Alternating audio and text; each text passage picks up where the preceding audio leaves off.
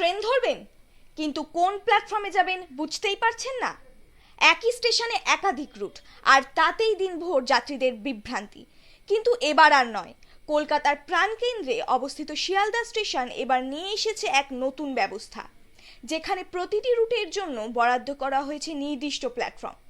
এক কথায় যাত্রী সেবায় এক যুগান্তকারী পদক্ষেপ। চলুন জেনে নেওয়া যাক কোন প্ল্যাটফর্ম থেকে কোন রুটের জন্য ট্রেন ছাড়বে। প্ল্যাটফর্ম 1 থেকে 5, কৃষ্ণনগর, গেদে, শান্তিপুর, রানাঘাট, নৈহাটি, কল্যাণী, ব্যারাকপুর, কল্যাণী সীমান্ত।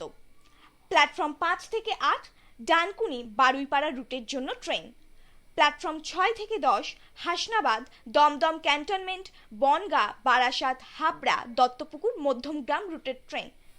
প্ল্যাটফর্ম 9, 11 থেকে 14 মেল ও এক্সপ্রেস ট্রেনের জন্য বরাদ্দ।